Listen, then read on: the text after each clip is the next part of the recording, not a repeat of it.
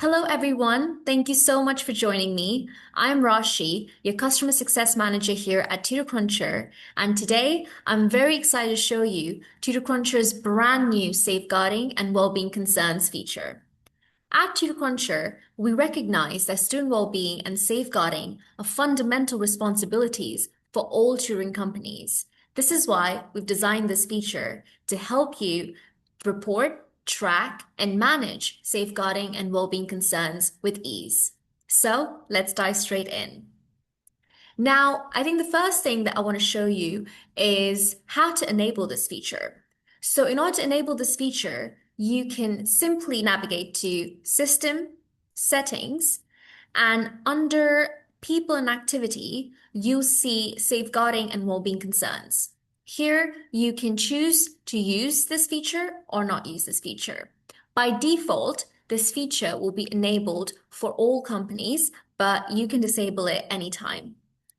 We also have the safeguarding and well-being concern star ID that you can set right here. In order to talk about the lock functionality for severe safeguarding and well-being concerns, we need to first talk about the different types of concerns that you can raise. So there are two types of concerns that you can raise on TutorCruncher depending on the severity levels. There's not severe and severe well-being concerns. Now, let's first talk about what not severe well-being concerns are, right? So, not severe concerns are issues that require care and attention, but these concerns can be managed internally within your organization. So, just to give you an example, let's say a student is expressing occasional low mood or anxiety about exams, academic frustration, or a lack of confidence, then these are all not severe concerns. Severe concerns are more serious and should be escalated immediately, either to a senior member of staff or an external safeguarding body, because this may indicate a child is at risk of harm. So coming back to this functionality, if you have the lock functionality enabled, then if a severe well-being concern is raised by any user, then the job associated with that user, be it a tutor or a student or a client, will be completely locked, which means nothing can be done on the job or the lessons. No new lessons can be created. The tutors won't be able to complete the lessons on that job, and the job will be completely locked. Now, you're probably asking yourselves, how can you actually report a safeguarding or well-being concern? So I can show you that right now. Let's first look at how admins can raise or report a safeguarding or a well-being concern. So you can do this through user profiles. So you can raise a safeguarding concern through a user's profile, be it a tutor, a client, or a student. Let's say we've got this tutor here. You simply go to the tutor profile, go to actions, and here you have this option to report a safeguarding or well-being concern. Similarly, you can do it for your clients or your students. So let's look at a student here, Billie Holiday. You go to the student's profile, actions, report a safeguarding or well-being concern. Now, here you can choose the severity levels, be it severe or not severe. You can choose the tutor who's related to the student. You can choose the job that it relates to, the lesson it relates to, and add a description. And then you can raise this issue. You can also raise a safeguarding issue through a job or a lesson as well. So let me quickly show you that as well. Here under activities, if you go to any of the jobs, let's say we go to this job that I've created, you can raise a safeguarding or a well-being concern through the job summary page as well. So if you just go to actions, you can report a safeguarding or well-being concern. So it's the same drill. You choose the severity level, you choose the student, the tutor, the lesson that it's related to, and add a description and then raise the issue. You can also raise it for a lesson. So on the lesson summary page, go to actions and report a safeguarding or well-being concern.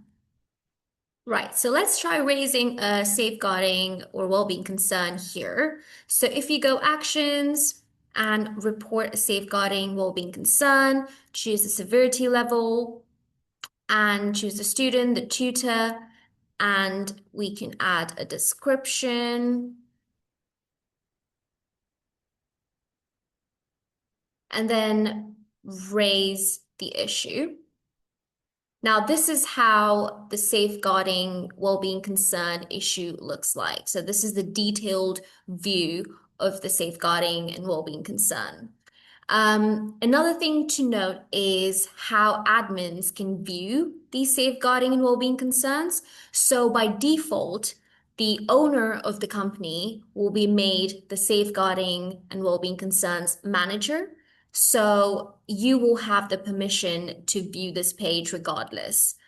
For any other admin, let's say, you have someone on your team who is actually the safeguarding and well-being concerns manager, takes care of all of that, you can make them the safeguarding and well-being concerns manager as well. So to do this, just go to the admin profile. Let's say we've got this person here.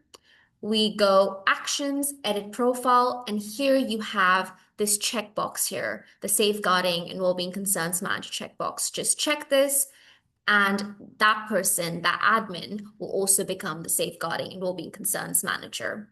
Now, all safeguarding and well-being concerns managers can view the safeguarding well-being concerns page. The page shows up under system. So under system, you will be able to access the safeguarding well-being concerns page where all the safeguarding and well-being concerns are recorded. So any concern that is raised by any user will show up here. So you can go through this. You can also filter through these safeguarding concerns and filter based on the reporter, the person who's reported it, the student, the tutor, the job, lesson, status, is it resolved, unresolved? The severity levels, is severe, not severe, and also like the dates when it was raised, right? And dates resolved. So you have the option to filter it, and also you have the option to then export these concerns if you need it for any reporting purposes. So this is where it shows up. And if you click on any of these concerns, you can see the detailed view, which shows the ID, the date it was raised, hasn't been resolved yet, but otherwise the resolution date shows up here, and the job it relates to, the client, tutor, student, and the lesson it relates to as well. So here, you can also view all the documents that are uploaded, any supporting evidence that has been uploaded by the user who's raised it. Let's say a student raised it or a tutor raised it, anything that they've uploaded here, you'd be able to view the supporting evidence. Notes can also be added onto these concerns, and these notes can be added by admins and can only be viewed by other admins as well.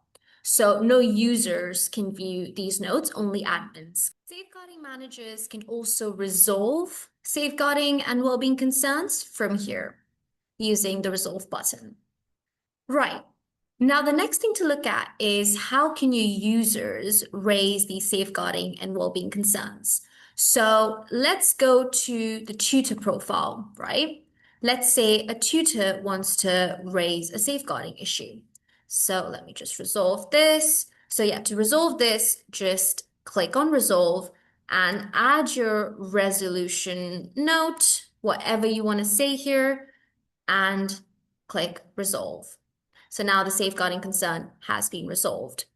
Now, if we go to the tutor profile and see how a tutor can raise a safeguarding concern, let's say we've got this lesson here, right? And they also follow the same steps as admins or students or clients. They just go to the lesson, or they can go to the job and click on actions, report safeguarding issue, or the lesson, go here, click on actions, report a safeguarding well-being concern.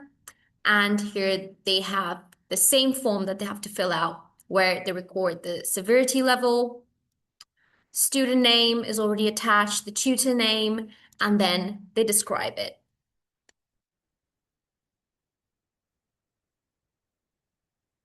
and that's it. The issue is raised. Now, an important thing to note is the email notification. So as soon as a safeguarding issue or a well-being concern is raised by any user, the safeguarding and well-being concerns manager will automatically get notified. They'll automatically receive an email saying that a safeguarding or well-being concern has been raised. So they would know immediately that there's an issue and they need to look into it and resolve it.